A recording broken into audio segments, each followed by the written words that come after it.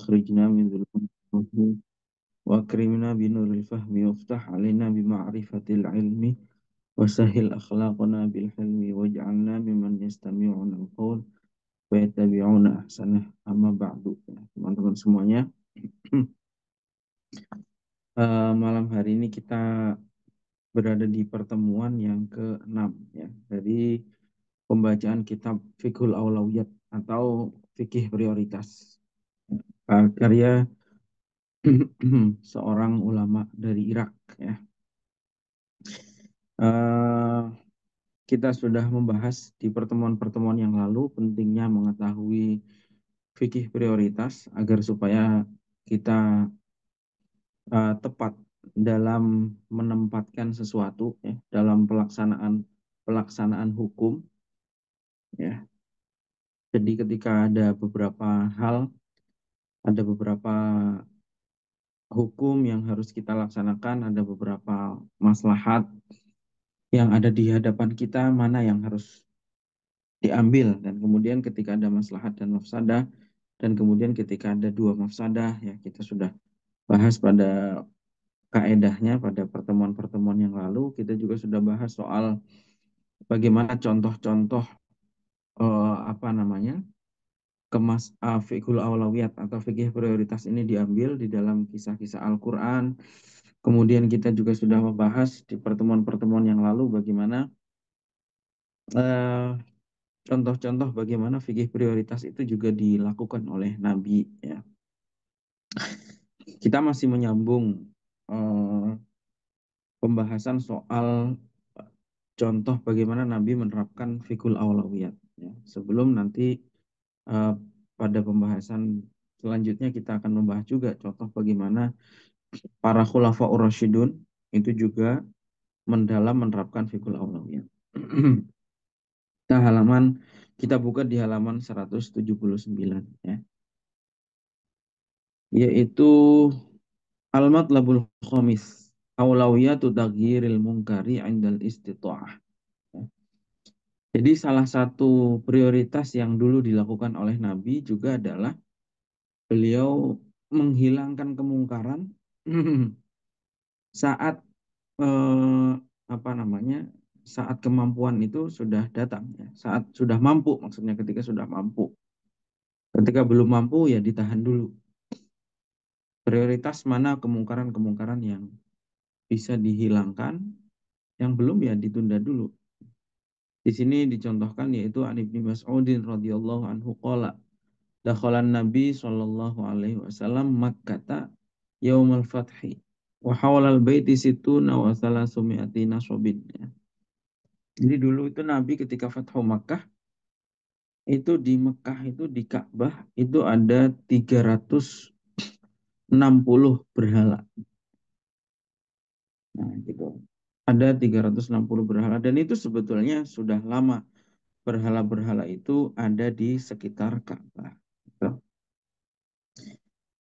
Ma'a wujudi hadzal munkari wa huwal asnam haulal Ka'bati illa anna Rasul sallallahu alaihi wasallam tarakahu ala halihi tiwal al-a'wami tiwali qabla fathi Makkah.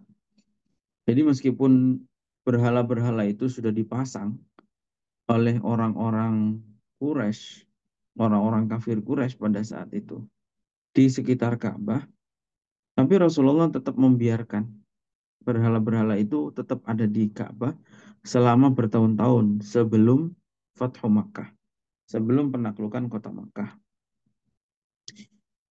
Tujuannya apa? Yaitu di sini asal pelajaran apa yang bisa diambil di sini? Yaitu bahwa kita melakukan nahi mungkar itu juga apa namanya, pada saat kita sudah punya kemampuan ya, untuk melakukan nahi mungkar tersebut. Begitu juga ini juga tentang pelajaran tentang timing. Jadi ketika kita melakukan sesuatu, kita harus pikirkan saatnya yang tepat, ya, timingnya yang tepat. Mungkin pada saat itu eh, sebelum Fathu Makkah pun sebetulnya Nabi mampu kalau nyerbu ke apa namanya, ke Mekah ya. Karena Nabi pada saat itu sudah punya negara di Madinah, sudah punya pasukan di Madinah itu mungkin juga mampu sebetulnya untuk melakukan pemaksaan agar supaya berhala-berhala itu ditinggalkan. Tapi Nabi melihat timingnya belum tepat. Jadi pada terjadi pertempuran darah mungkin di Mekah, di sekitar Baitullah, Nabi menghindari itu. Sampai ketika momennya betul-betul tepat, Fathu Makkah, baru kemudian berhala-berhala itu disingkirkan dari sekitar Ka'bah. Nah, itu pelajaran dari kisah ini. Padahal faqad kana Rasulullah SAW yaro bimakata akbarul mungkarat. Padahal nggak ada kemungkaran yang lebih besar dari perbuatan apa namanya menaruh berhala-berhala itu di sekitar Ka'bah. Ya jelas perbuatan kemusyrikan, kemungkaran yang sangat besar. Tapi itu pun Nabi apa namanya menunggu atau mencari momen timing yang pas untuk melakukan nahi mungkar itu. Ya. Jadi itu pelajarannya. Kemudian berikutnya di halaman 182. Al-Matlabus Sadis Al-Aulawiyah fi mura'ati masalihid dakwah. Prioritas dalam menjaga keberlangsungan dakwah. Ya. Ini hal yang sering dilupakan juga oleh kita umat Islam hari ini. Bahwa menjaga keberlangsungan dakwah agar supaya dakwah itu berhasil, itu itu juga bagian dari prioritas yang sangat penting. Makanya dalam kaidah ulama mengatakan min maqasidis syariah tahsinu suratil Islam, ya, termasuk daripada bagian dari maqasidus syariah, tujuan syariat Islam yang harus kita jaga, itu juga menjaga keberlangsungan dakwah. Maksudnya bagaimana? Maksudnya begini, kita juga harus memperhatikan jangan sampai atas nama apa namanya agenda atau misi tertentu kita merusak citra Islam. Karena rusaknya citra Islam itu akan menghambat keberhasilan dakwah, gitu ya. Jadi eh, apa namanya penting ya di sini bagaimana menjaga kemaslahatan dakwah itu supaya berhasil.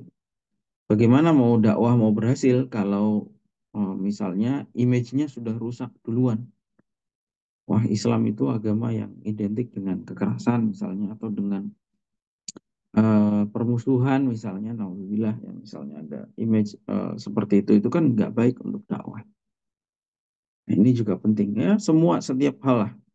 Makanya dulu misalnya salah satu contoh bagaimana dulu Sunan Kudus itu seorang dai yang hidup di daerah Jawa Tengah namanya dulu zaman Wali Songo ya nama aslinya Ja'far Sodik.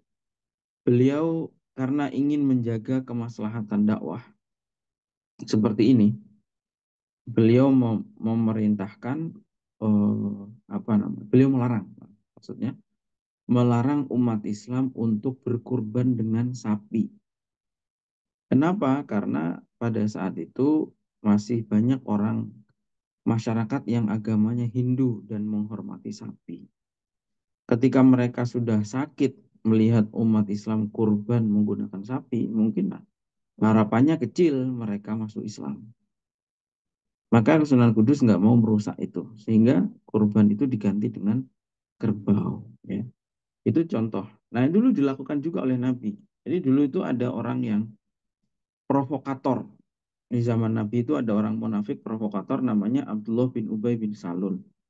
Kerjaannya memecah belah, memprovokasi permusuhan di antara umat Islam. Jadi ketika akan dieksekusi oleh Umar, oleh Nabi dicegah, jangan Umar. Itu. Jadi ini adalah Roisul Munafikin, pimpinannya orang munafik.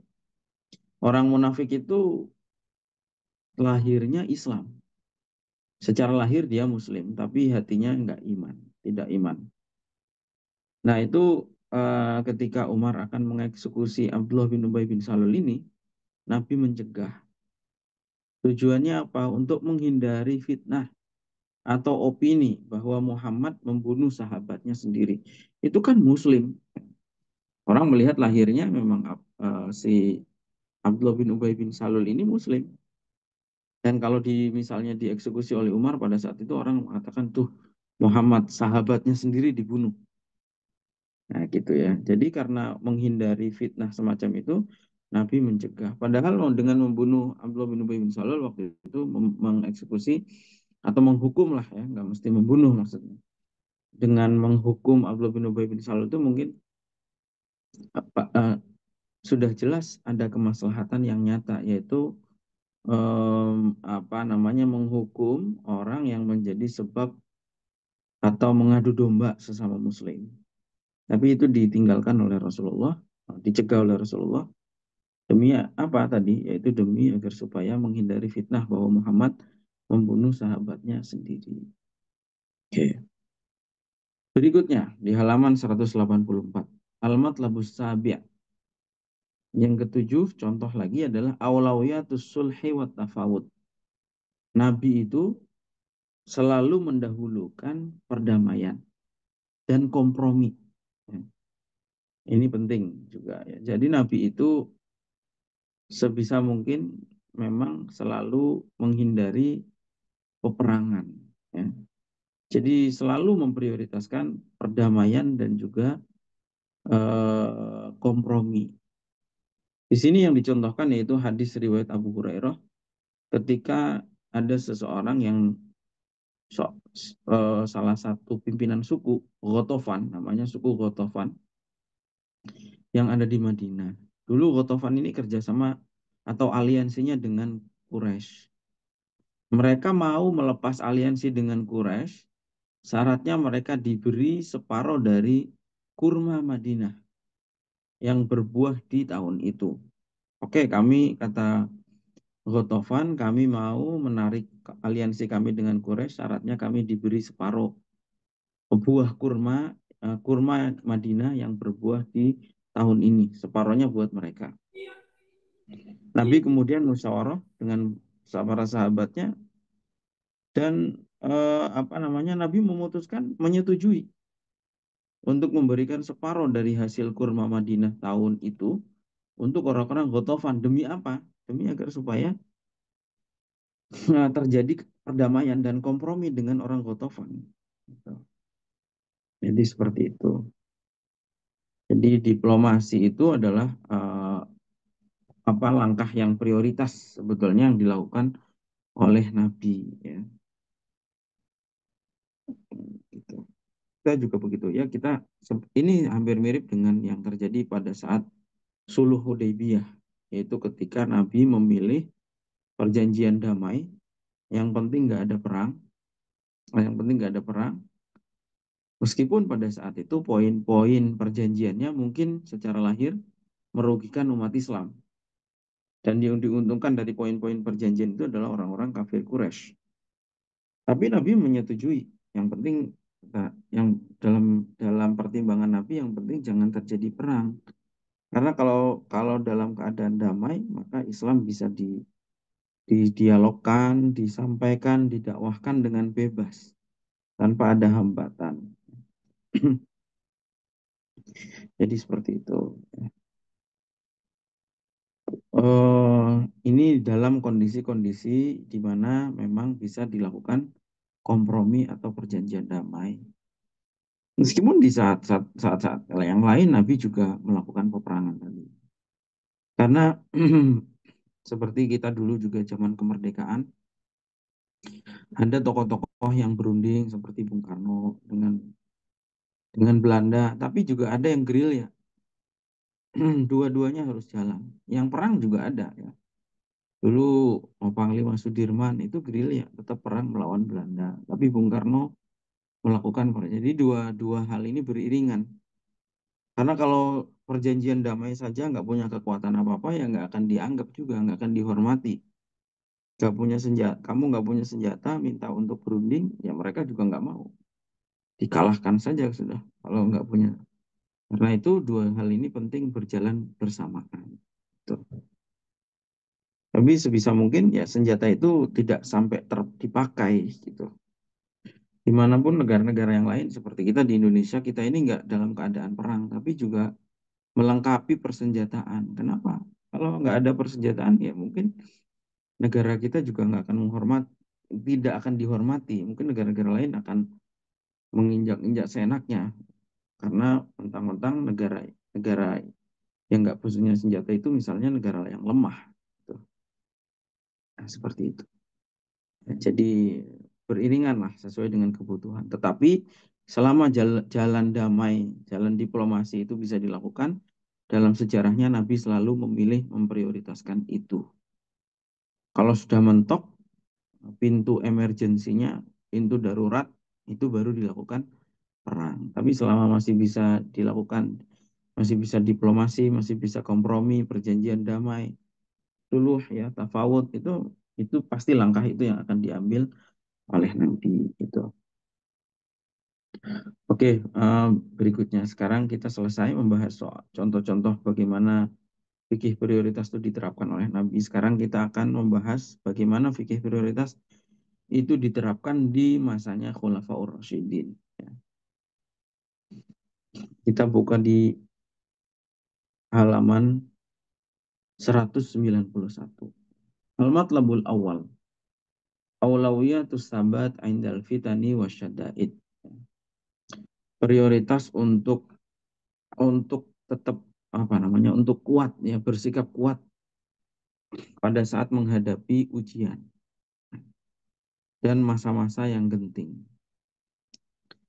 Di sini dikutip sejarahnya, yaitu ittorobatil hal. Jadi kondisi pada saat ini, ada suatu kondisi yang berat. Bahkan mautun Nabi Shallallahu Alaihi Wasallam qasimatul zuhri wa musibatul umri. Jadi dulu peristiwa wafatnya Rasulullah itu menjadi peristiwa yang sangat berat sekali bagi umat Islam. Bahkan bagi para pembesar sahabat. Fa'amma Ali fastakhfa fi baiti Fatimah. Ali itu sampai sembunyi di rumahnya Fatimah. Gak ngerti ini mau melakukan apa ini. Setelah Rasulullah wafat, semua orang bingung. Wa am Utsman fasakata. Utsman diam saja. Gak bilang apa-apa. Gak ada arahan apa-apa. Gak ada pesan apa-apa. Wa amma Umar faahjaro. Nah, Umar yang kemudian merasa terpukul, ya. Kemudian mengatakan bahwa Rasulullah tidak mati. Tidak wafat. Rasulullah tidak wafat. Ma mata Rasulullah. Wa innama wa'adahu rabbuhu kama wa'ada Musa. Rasulullah ini sedang menghadap Tuhannya sama seperti ketika Musa menghadap Allah. Nanti akan kembali lagi Rasulullah. Jadi kondisinya sampai seperti itulah. Kira-kira orang kehilangan pengendalian diri pada saat Rasulullah itu wafat. Tapi kemudian orang yang paling kuat di sini adalah Abu Bakar. Ya. Abu Bakar kemudian datang, ya, masuk ke rumahnya Aisyah, kemudian mengkondisikan para sahabat, termasuk Umar. Pada saat itu Umar sedang marah. Kemudian Abu Bakar berdiri dan menyampaikan pidatonya. Kata Abu Bakar, amma ba'du fa inna man kana ya'budu Muhammadan fa inna Muhammadan qad mata. Siapapun yang menyembah Nabi Muhammad, sekarang Nabi Muhammad sudah meninggal, sudah wafat. Tapi wa man kana ya'budullah fa innallaha hayyun la yamut. Tapi barang siapa menyembah Allah, maka Allah itu akan tetap hidup, tidak akan mati. Ya. Kemudian Abu Bakar membaca ayat, wa ma Muhammadun illa rasul qad khalas min qablihi rusul afa imma ta'uqutilan qalabtum ala aqabikum wa man yanqalib ala aqibaihi fala yadurullah syai'a wa sayajzillahu syakirin. Jadi dalam keadaan sahabat sedang terpukul, Abu Bakar lah orang yang paling stabil pengendalian dirinya. Kemudian Abu Bakar mengambil langkah berpidato, menyampaikan siapapun yang menyembah, mengingatkan sahabat, siapapun menyembah Nabi Muhammad, ini Nabi Muhammad sudah meninggal. Tapi yang menyembah Allah, Allah tetap hidup, tidak akan mati. Dan Abu Bakar mengingatkan dengan ayat. Ya sebetulnya sahabat juga hafal ayat ini, tetapi dalam kondisi baru dapat musibah mungkin banyak yang lupa pada saat itu. Karena itu dikutip oleh Abu Bakar bahwa ayat itu adalah yang menyatakan bahwa Muhammad itu adalah Muhammad itu tidak lain kecuali seorang rasul. Sebelum Muhammad sudah ada rasul-rasul sebelumnya. Gitu. Ila akhiril ayat. Bahwa seorang rasul itu ya pas juga akan mengalami fase kematian. Itu seterusnya. Di sini peristiwa ini menunjukkan bahwa bagaimana keberanian Abu Bakar As-Siddiq. Fa inna syaja'ah wal jur'ah hadduhuma subutul qalbi inda hululil masaibi wala musibata a'zama min mautin nabi sallallahu alaihi wasallam. Peristiwa tersebut menunjukkan bagaimana keteguhan Abu Bakar. Bagaimana keteguhan Abu Bakar As-Siddiq, keberanian Abu Bakar As-Siddiq. Terbukti ketika banyak yang goncang, Abu Bakar adalah orang yang tetap stabil pada saat menghadapi musibah. Musibah yang paling besar, yaitu musibah wafatnya Nabi.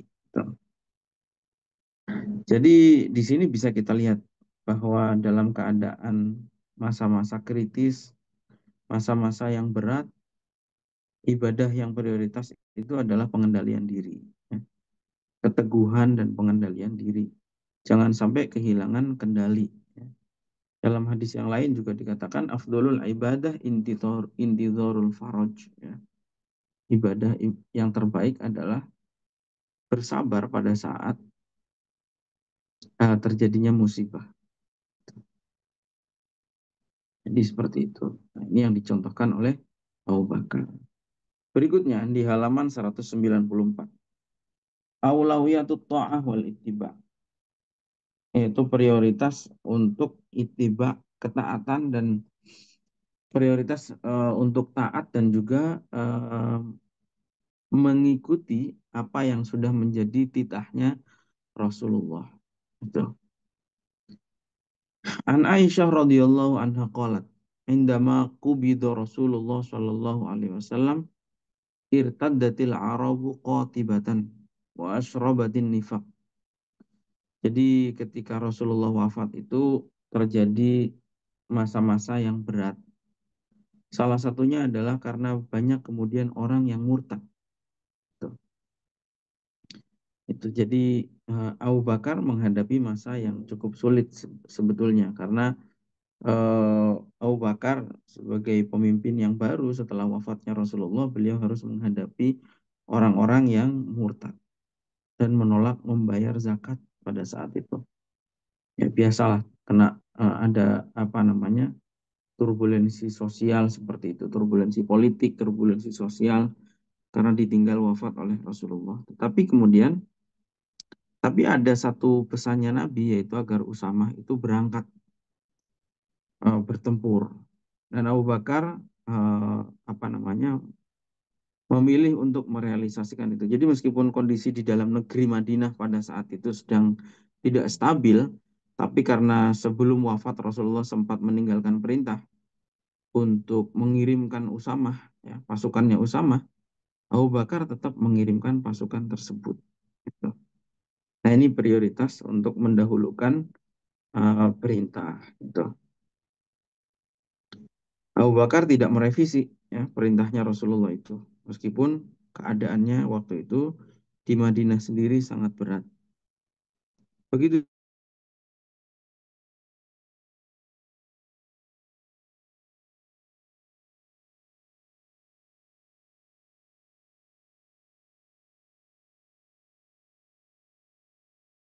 bersama.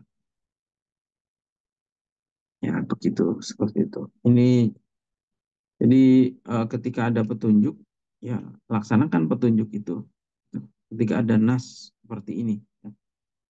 Makanya ada kaidah mengatakan la ijtihada ma'awujudin nas. Selama ada nas, petunjuk ya nggak boleh berijtihad sendiri. Makanya meskipun waktu itu kondisinya sulit, Abu Bakar tetap memprioritaskan pemberangkatan pasukannya Usamah karena itu menjadi salah satu perintahnya Rasulullah sebelum wafat. Kemudian halaman 197. Aulawiyatul qiyadati inda Abi Bakar. Yaitu tentang prioritas eh, apa namanya kepemimpinan Abu Bakar. Jadi tadi sudah disinggung bahwa ketika Rasulullah wafat dan Abu Bakar menggantikan memimpin negara, menjadi pimpinan negara. Salah satu hal yang berat yang dihadapi oleh Abu Bakar adalah bagaimana murtadnya sebagian orang Arab pada saat itu. Karena ditinggal wafat oleh Rasulullah. Nah, dan Abu Bakar punya langkah untuk memerangi orang-orang yang menolak membayar zakat ini. Jadi diprotes oleh Umar pada saat itu. Bagaimana mungkin kamu memerangi orang yang ya ini beda pendapat sebetulnya ya. Beda, ini khilafiyah sedikit lah. Khilafiyah yang itu terjadi biasa ya, karena istihad. Abu Bakar cenderung memerangi orang yang menolak membayar zakat. Sementara Umar mengatakan selama orang itu masih bersyahadat, maka harus dijaga kehormatannya, dijaganya eh, apa namanya darahnya, gitu ya. Nggak boleh diperangi maksudnya. Jadi Abu Bakar mengatakan, Wallahi la uqatilanna man farraqa baina sholati wa zakah. Pokoknya saya tidak akan membedakan dalam hal memerangi orang yang menolak membayar zakat. Sama seperti orang yang misalnya menolak sholat ya. Jadi ya intinya kata Abu Bakar itu sama-sama rukun Islam yang dilanggar. Jadi saya tetap akan mengatasi mereka. Gitu. Nah ini juga sebetulnya dari peristiwa ini kita bisa melihat bagaimana Abu Bakar sebagai pimpinan baru pada saat itu ingin menunjukkan komitmennya gitu. Bahwa Abu Bakar itu serius dalam melakukan penegakan hukum.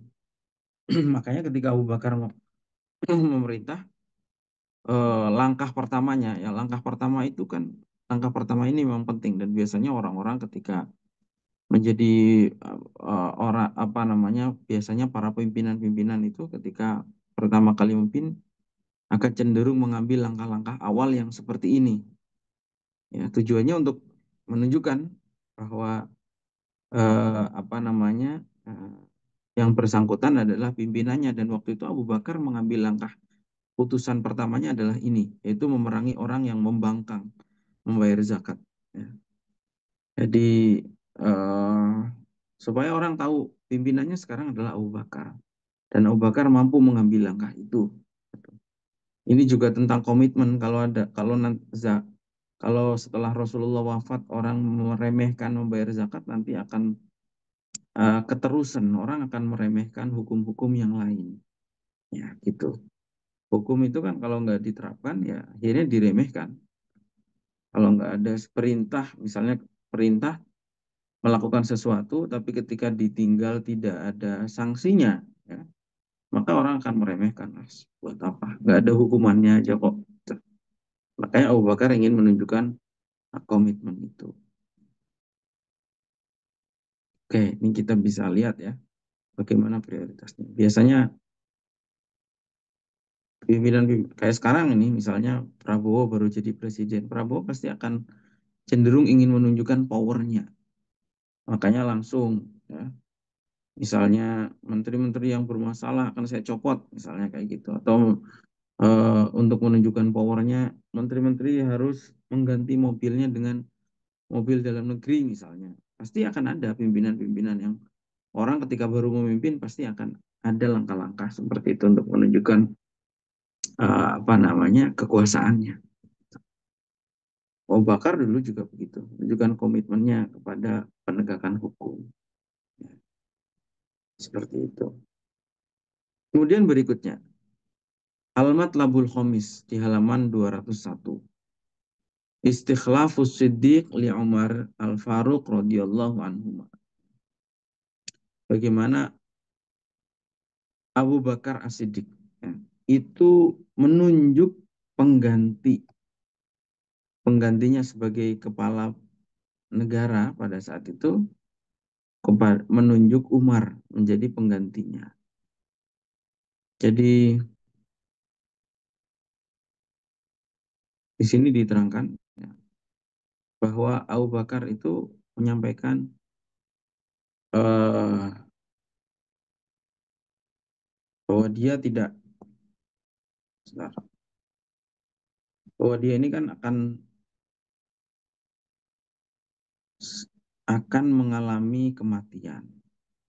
Dan kemudian bayat-bayat yang dulu disampaikan kepada Abu Bakar itu tentu ketika Abu Bakar meninggal tentu akan lepas bayat-bayat itu ya. Berakhir dengan sendirinya. Makanya kemudian Abu Bakar itu menulis surat yang isinya yaitu Bismillahirrahmanirrahim. Hadza ma ahida Abu Bakr bin Abi Quhafah fi akhir ahdihi bid dunya kharijan minha wa inda awali ahdihi bil akhirati dakhilan fiha. Kalimatnya sangat bagus sekali sebetulnya ya. Jadi Abu Bakar menulis bahwa ini adalah yang ditulis oleh Abu Bakar. Ini adalah janji yang ditulis oleh Abu Bakar di akhir masanya di dunia dan di awal masuk ke gerbang akhirat. Abu Bakar mengatakan ini istakhlaftu alaikum ba'di Umar bin Khattab. Saya menugaskan atau memandatkan ya kepada kalian sepeninggal saya Umar bin Khattab sebagai khalifah baru. Fasma'u lahu wa ati'u. Maka dengarkanlah dan taatilah Umar ini. Gitu. Jadi eh, ini adalah langkah suksesi atau transisi kepemimpinan dari Abu Bakar ke Umar yang dilakukan oleh khalifah lama ya Abu Bakar dalam hal ini kepada Umar menggunakan metode pemberian mandat. Ya. Jadi nanti kita akan lihat. Jadi kalau kita lihat ya, jadi ini juga sekaligus untuk menunjukkan bahwa di dalam Islam sendiri itu tidak ada sistem politik yang baku. Masalah politik dalam Islam itu sebetulnya sangat fleksibel, melihat mana yang paling maslahat untuk konteks pada saat itu. Kita bisa lihat bagaimana di dalam Islam itu tidak ada sistem politik yang baku yang harus diikuti secara pakem yang harus diikuti secara rigid ya, secara letterlock. Kita bisa lihat itu yang pertama ketika Nabi wafat, sahabat itu sempat mengalami kebingungan dan kemudian musyawarah tentang apa? Tentang siapa pengganti Nabi dan bagaimana mekanisme penggantian Nabi ini setelah Nabi wafat. Ini menunjukkan bahwa memang tidak ada petunjuk secara khusus baik dari Al-Quran maupun hadis terkait sistem politik. Kalau sudah ada sistem politik yang baku ya sahabat waktu itu nggak usah bingung-bingung, pasti langsung menerapkan. Gitu ya. Tapi sahabat waktu itu bermusyawarah dulu karena tidak menemukan arahan secara khusus baik dari Al-Quran maupun hadis tentang sistem politik yang diperintahkan oleh Islam. Ya nggak ada. Mas, karena itu sistem politik dalam Islam itu ya fleksibel, mana yang paling membawa pada kemaslahatan. Dan itu bisa kita lihat perubahan-perubahan itu pada saat peralihan kekuasaan atau peralihan kepemimpinan dari khalifah-khalifah Khulafaur Rasyidun.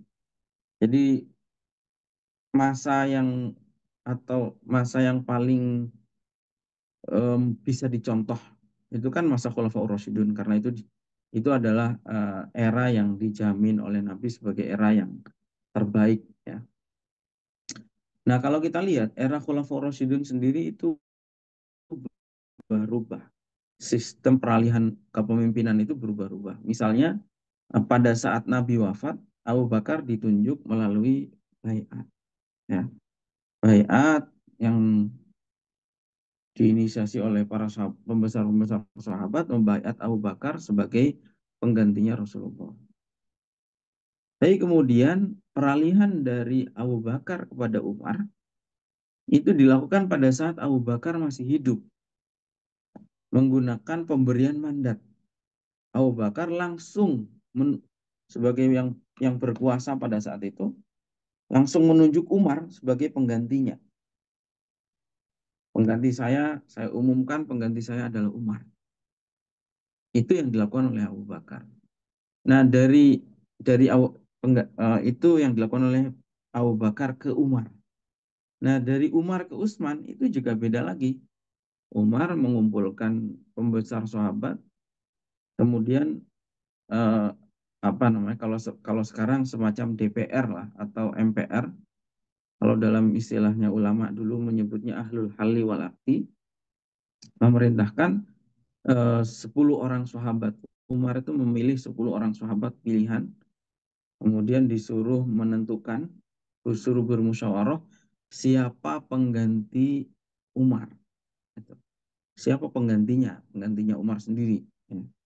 Nah, seperti itu. Itu menggunakan mekanisme musyawarah. Nah, dari dari Umar ke Utsman. Terpilihlah melalui proses musyawarah itu terpilihlah Utsman. Orang-orang sahabat ini memilih Utsman adalah orang yang tepat.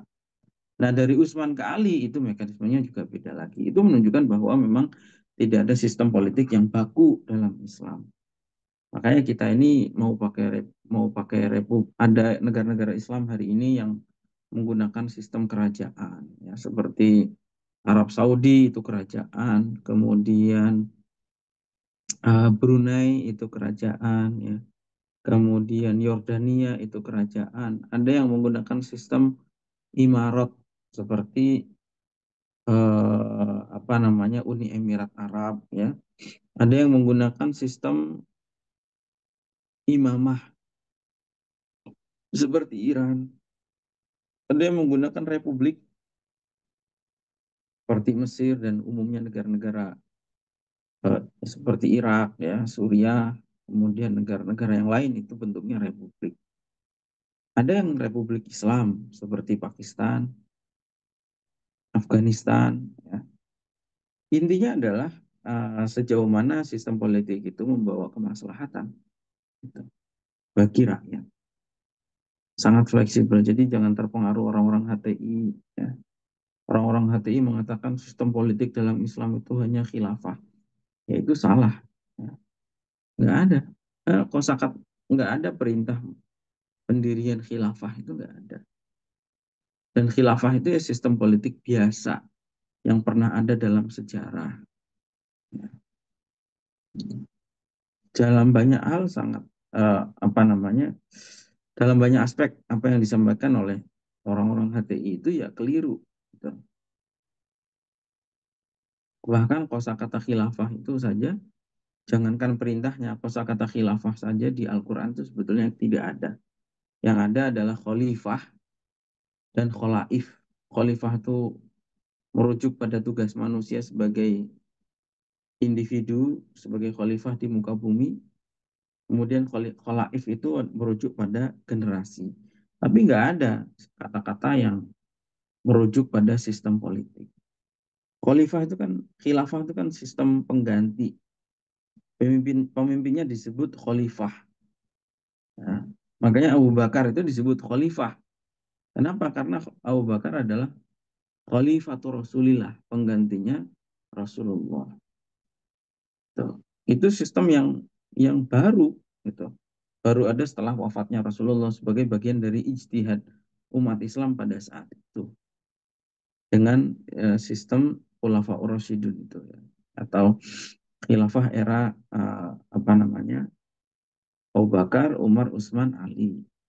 Dan memang sudah dinas oleh Nabi bahwa al-khilafatu min ba'di salasuna aman. Khilafah itu hanya akan bertahan 30 tahun, kata Nabi. Setelah itu sudah nggak ada lagi. Makanya Muawiyah sebagai raja pertama, ya, sebagai pemimpin pertama setelah era Khulafaur Rasyidun, Muawiyah sendiri mendeklar dirinya sebagai ana awalul muluki ba'dal khulafa. Saya adalah raja pertama setelah era kekhalifahan. Jadi sebetulnya era kekhalifahan itu ya zamannya Khulafaur Rasyidun saja. Khilafah itu hanya di era itu, 30 tahun masanya. Setelah itu ya kerajaan. Kerajaan dinasti Umayyah, kerajaan dinasti Abbasiyah, yang pemimpinnya juga turun-temurun atas dasar dinasti kekeluargaan.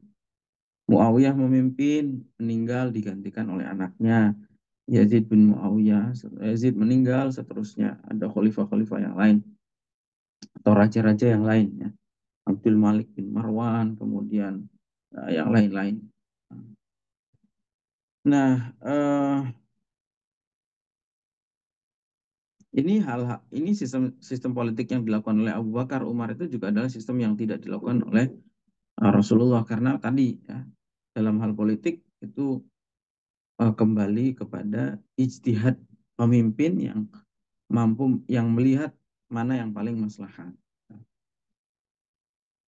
Kemudian itu beberapa peristiwa yang dilakukan oleh Abu Bakar. Sekarang beberapa peristiwa yang dilakukan oleh Umar. Fikih prioritas yang dilakukan oleh Umar. Yang pertama ya di halaman 207, fikhul awlawiyat fi zuwaji minal kitabiyat. Fikih prioritas dalam menikahi orang-orang perempuan perempuan ahlul kitab, perempuan Yahudi Nasrani. Jadi menikahi orang-orang Kristen, orang Yahudi itu kan bagi Muslim, menikahi perempuan Yahudi Kristen itu hukumnya boleh. Hukumnya boleh. Tapi pernah ketika di masanya Umar, ini ada kisah yaitu Alima Umar radhiyallahu anhu anna Hudzaifah bin al-Yaman tazawwaja Yahudiyatan fakataba ilaihi. Jadi dulu karena memang pada dasarnya menikahi perempuan Nasrani, perempuan Yahudi itu boleh. Maka ada sahabat menikahi perempuan Yahudi. Sahabat ini namanya Hudzaifah bin Yaman.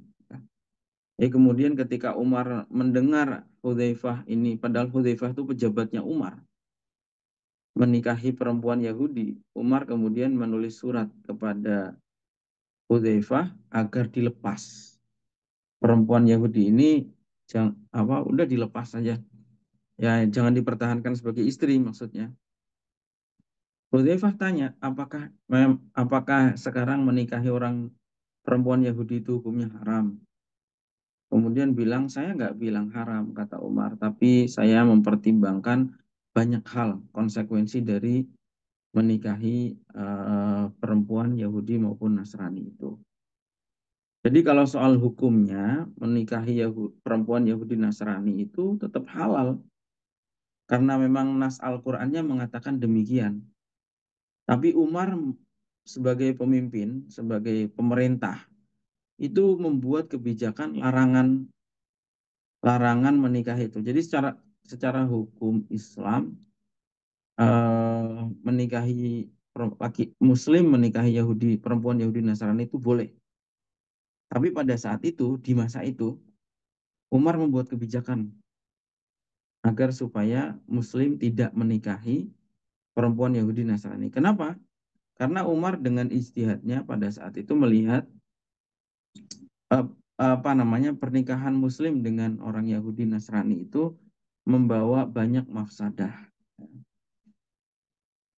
Mafsadahnya bagaimana contohnya? Misalnya adalah banyak dari kalangan Yahudi Nasrani ini yang tadi perempuan-perempuan ini yang tadinya bukan perempuan yang menjaga diri.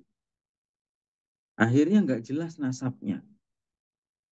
Ya, orang tuanya siapa, mungkin juga sebelumnya mungkin jangan-jangan juga sudah mengandung dari laki-laki lain gitu. Satu itu, jadi nasab itu menjadi nggak jelas karena pernikahan dengan mereka itu nasab-nasab jadi nggak jelas. Yang kedua misalnya karena seorang ibu itu adalah akan menurunkan kepada anak secara genetik,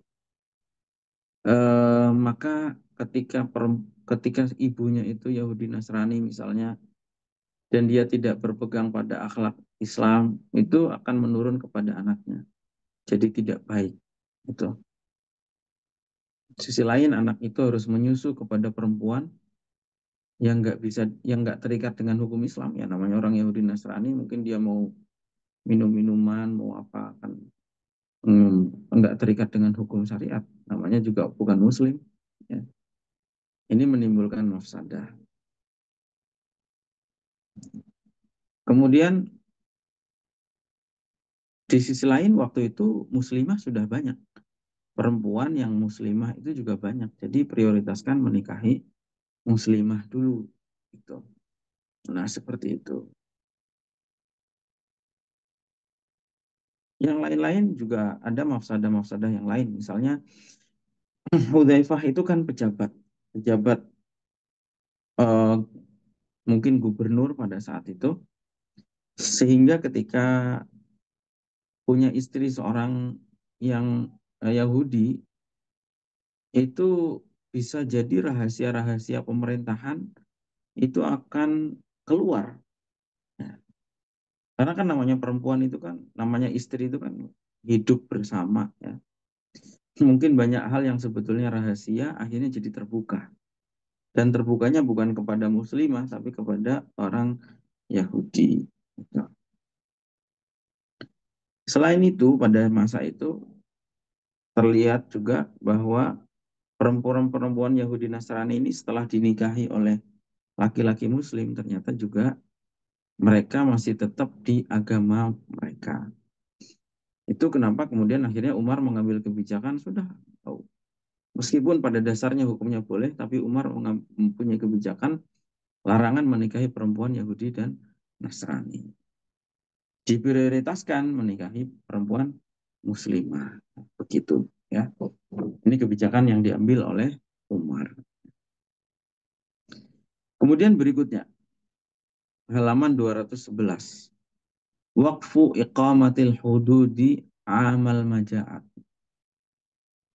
Jadi Umar itu pernah melakukan ijtihad sebagai kepala negara, sebagai pemimpin, tidak menerapkan hukuman potong tangan. Jadi jangan kaget ya, orang hukuman-hukuman pidana itu itu juga menjadi masuk dalam kebijakan politik. Nah, hukuman seperti misalnya takzir orang yang berzina, kan ada yang sekarang menganggap pemerintah kafir karena apa? Karena tidak menerapkan hukuman potong tangan, tidak menerapkan hukuman rajam misalnya. Padahal kalau tidak menerapkan hukuman potong tangan, nggak usah zaman sekarang.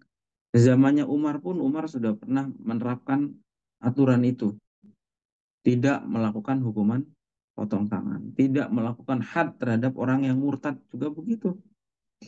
Umar lebih memilih untuk memenjarakan misalnya daripada mengeksekusi. Jadi hukuman-hukuman pidana itu masuk dalam ranah politik dan itu kembali kepada ijtihad apa namanya kepala negara atau pemerintahannya. Ya buktinya ini salah satunya adalah Umar itu tidak menerapkan hukuman potong tangan. Ya, kenapa? Ya karena memang eh, ini masuk dalam wilayah ijtihad seorang kepala negara, seorang pemimpin. Ya, ya jadi konteksnya pada saat Umar berkuasa itu pernah terjadi paceklik dan kemudian ada banyak orang yang mungkin terdesak oleh kebutuhan sehingga harus mencuri. Nah, eh, orang kelaparan mencuri dari orang kaya itu kan statusnya menjadi syubhat. Ya. Kenapa? Ya karena kalau nggak mencuri mungkin dia sendiri akan mati. Di sisi lain ada orang-orang kaya yang mungkin nggak mau bersedekah, nggak mau berzakat, padahal itu adalah haknya orang miskin. Itu. Makanya Umar menggugurkan hukuman potong tangan pada saat itu. Itu. Begitu juga hukuman rajam misalnya. Kan sudah nggak ada lagi. Hukuman rajam itu sudah nggak ada lagi. Kenapa? Karena dasar hukuman rajam itu kan ayat Al-Quran. Yaitu asyaikhu wa syaikhatu idza zanaya farjumuhuma albattah. Tapi ayat itu sekarang sudah tidak ada. Sehingga sebagian ulama mengatakan bahwa ayat itu sudah dinasakh, baik lafadz maupun hukumnya sudah nggak berlaku lagi. Ya. Meskipun ulama yang mengatakan hukumnya masih berlaku, hanya lafadznya saja yang dinasakh itu juga ada. Itu. Jadi sehingga apa? Ini persoalan menjadi persoalan khilafiyah. Nah, dalam persoalan khilafiyah itu yang berlaku adalah keputusan pemerintah. Makanya hukmul hakim yarfa'ul khilaf. Kalau sudah ada keputusan pemerintah, khilafiyah itu sudah nggak berlaku. Yang harus diikuti adalah keputusan pemerintah. Nah, zaman sekarang orang melakukan perzinaan itu juga dihukum menjadi hukuman pidana dalam hukum Indonesia. Ya. Kalau ada pengaduan, misalnya orang berzina diadukan oleh suaminya atau istrinya, itu bisa dipidana meskipun hukumannya bukan rajam, tetapi hukuman itu kembali lagi kepada kebijakan pemerintah yang dilihat oleh pemerintah sebagai yang paling maslahat. Itu. Ya, oke, saya kira itu ya. Eh, apa namanya? Jadi intinya kita bisa lihat ya dalam hal politik Islam itu sebetulnya sangat fleksibel. Nggak harus apa namanya memaksakan satu sistem tertentu. Apalagi ada orang mengkafirkan negara hanya karena dianggap nggak cocok dengan sistem yang diperjuangkan oleh dia. Gitu. Ya. Seperti pemerintahnya dianggap tidak menerapkan khilafah, padahal khilafah itu menurut dia kewajiban. Padahal nggak ada. Sistem politik yang baku kita sudah lihat tadi, sudah bahas. Kemudian yang kedua soal pidana dalam Islam, hudud, kisos itu juga bukan hal yang apa namanya eh, bukan hal yang harus dilaksanakan secara bulat-bulat. Lihat juga konteksnya. Itu. Buktinya Umar sendiri tidak melakukan hukuman potong tangan. Itu padahal zamannya Umar. Ya. Dan Umar itu adalah orang yang eh, apa namanya eh, jelaslah komitmennya dalam penerapan hukum. Tetapi Umar tidak melakukan itu. Kenapa? Ya karena memang persoalan-persoalan politik ini kembali kepada kebijakan pemerintah mana yang dilihat paling maslahat. Tuh. Abu Bakar misalnya memerangi orang yang membangkang membayar zakat itu kebijakannya Abu Bakar waktu jadi pemimpin. Tapi di masanya Umar orang yang melakukan itu dipenjara oleh Umar dan diberikan pendidikan, diberi edukasi agar supaya taubat. Itu kebijakan yang diambil oleh Umar. Oke, saya kira itu ya beberapa contoh. Nanti kita lanjut lagi pada hari Rabu yang akan datang. Kita masih akan membahas soal bagaimana fikih prioritas itu diterapkan di masanya Khulafaur Rasyidun juga ya, dari mulai ini baru sebagian dari Umar, nanti juga akan ada contoh-contoh dari Utsman, dari Ali, kemudian dari Hasan, dan kemudian juga dari Khalifah Umar bin Abdul Aziz. Saya kira kita bisa lihat lah bagaimana fleksibilitas hukum dalam Islam. Jadi kalau sudah begini kita jadi tahu ya agak jadi tahu untuk tidak mudah menyalahkan, untuk tidak bersikap kaku. Hukum dalam Islam itu juga nggak hitam putih. Melihat konteks juga, melihat mana yang maslahat untuk diambil. Itu saja ya dari saya kira-kira ada yang ingin disampaikan atau ditanyakan silahkan kalau ada. Mohon izin Gus, saya Ya, atas nama Imam Sodikin. Eh, Adapun yang saya ingin tanyakan adalah terkait pemilihan kepemimpinan pada zaman sahabat dengan zaman sekarang. Jadi jika pada zaman sahabat pemilihan pemimpin itu dilakukan oleh tokoh yang dianggap paling berkompeten, yang paling beriman dalam keimanan dan ketaatan kepada dan Islam, kemudian bagaimana sistem demokrasi saat ini dapat menjamin eh, bahwa kepemimpinan yang terpilih tetap memiliki sifat yang amanah, yang adil, dan bertanggung jawab seperti yang diteladankan oleh Abu Bakar dan para sahabat lainnya, Gus.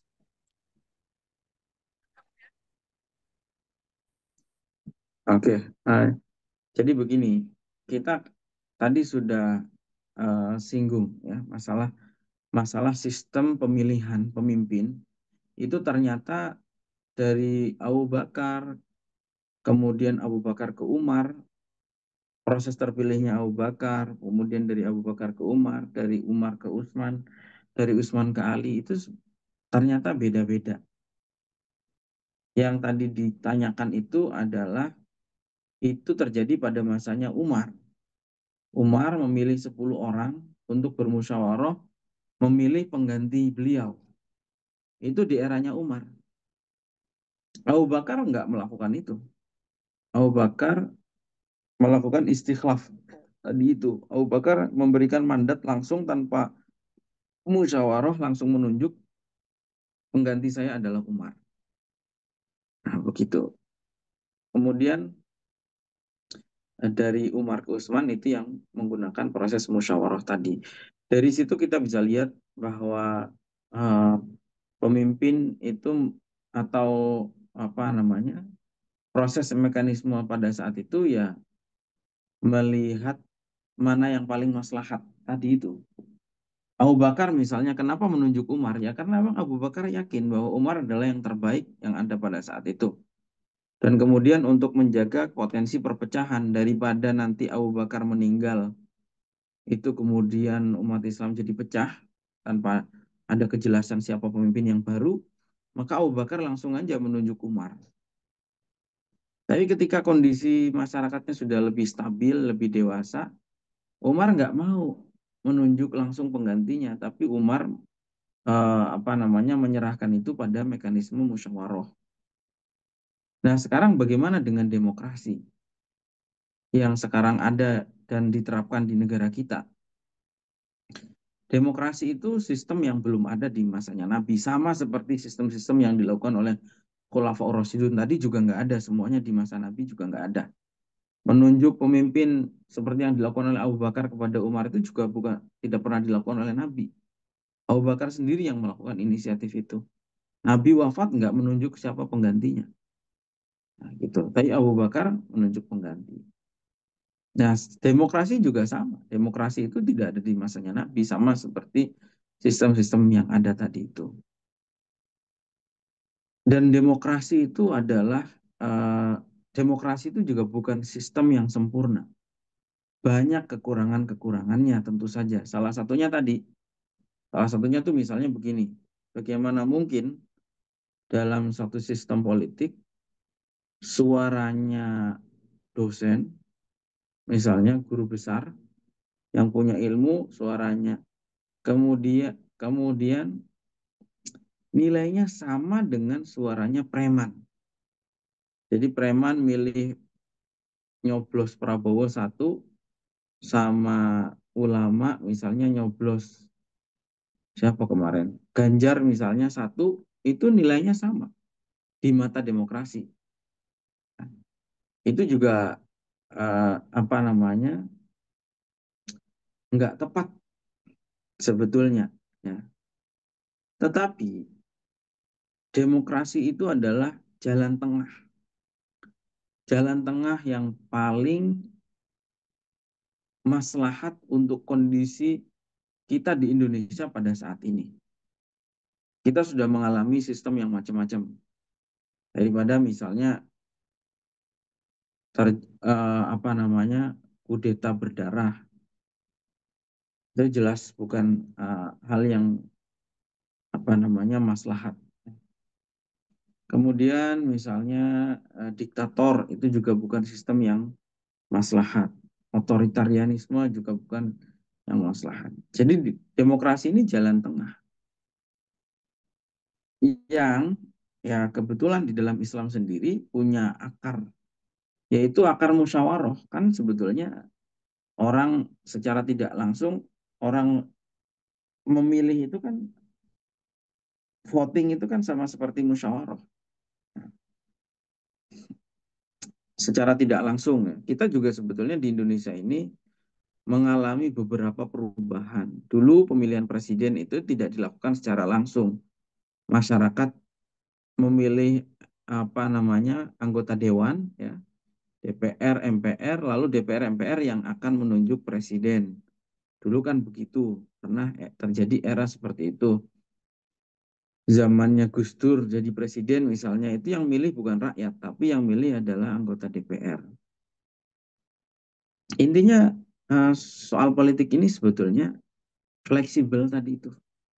Sangat fleksibel melihat mana yang paling maslahat. Nah sekarang berdasarkan pertimbangan dari para apa namanya pejabat-pejabat negara kita, mereka-mereka melihat bahwa yang maslahat itu adalah untuk saat ini adalah demokrasi pemilihan langsung. Tentu bukan bukan tanpa kritik, kritik juga banyak mengatakan bahwa one man one vote itu bukan budaya kita itu, karena budaya kita itu adalah demokrasi terpimpin. Di Pancasila itu yang disebutkan adalah musyawarah, maka dikembalikan lagi pemilihan presiden itu kepada DPR MPR misalnya. Tuntutan seperti itu juga ada gitu. Tapi sejauh ini ya, misalnya contohnya lagi begini, cacatnya demokrasi itu adalah money politik. Mau tidak mau karena one man one vote, satu suara itu satu orang itu satu suara, maka kemudian terjadi suap menyuap di mana-mana ya. Nah, pertanyaannya, apakah kalau dialihkan kepada DPR MPR akan dijamin tidak akan ada suap menyuap? Nggak ada yang jamin. Mungkin malah hanya akan mengalihkan suap yang tadinya ada di masyarakat. Sekarang suapnya ada di DPR MPR. Nah, seperti itu. Jadi saya kira ini ya penjelasannya. Kalau soal legalnya legal, nggak ada masalah. Demokrasi itu juga ada akarnya dalam Islam yaitu syuro tadi itu legal. Cuman eh, apakah apa namanya? Nah, kenapa dipertahankan? Karena itu adalah sistem yang dianggap paling baik untuk saat ini. Tapi bukan tidak mungkin di masa yang akan datang masyarakat kita mungkin para akademisi mengoreksi sistem demokrasi yang berjalan saat ini kan terus berjalan. Kemarin aja ada wacana yang bergulir bahwa masyarakat tidak perlu milih gubernur, gubernurnya dipilih oleh DPRD kayak gitu. Jadi dinamis lah masalah politik ini. Kalian juga bisa punya aspirasi terkait nantinya apa namanya, eh, misalnya punya aspirasi agar supaya diubah, jangan demokrasi seperti sekarang. Yang punya ide untuk mengubah itu juga sudah banyak. Ingin mengembalikan itu kepada DPR MPR. Cuman ya sekarang kembali lagi DPR MPR juga siapa yang jamin kredibilitas mereka, kejujuran mereka nggak ada yang jamin gitu. Jadi kenapa kita masih menggunakan sistem ini ya karena kita memandang itu adalah jalan tengah yang terbaik pada saat ini. Tidak sempurna, ya betul, tidak sempurna. Tadi kekurangannya banyak. Tapi belum ada sistem pengganti yang dianggap lebih baik dari itu untuk saat ini. Suatu saat ada sistem pengganti yang lebih baik, ya kita ambil, kita ganti. Gitu. Nah, seperti itu kira-kira. Politik itu intinya politik ini fleksibel. Ya, fleksibel melihat mana yang maslahat. Itu. Itu ya. Ada lagi atau cukup? Cukup ya, saya kira eh, untuk malam hari ini eh, saya kira banyak pelajaran-pelajaran penting dari kisah-kisah langkah prioritas yang diambil oleh Nabi maupun oleh para khulafaur rasyidun bisa menjadi pedoman kita dalam melakukan praktek-praktek keagamaan sehari-hari. Ya. Bagaimana kita mengambil langkah yang lebih prioritas untuk dilaksanakan. Terus saja saya kira kita sambung lagi insya Allah pada hari Rabu yang akan datang. Wallahu a'lam bishawab. Wassalamualaikum warahmatullahi wabarakatuh.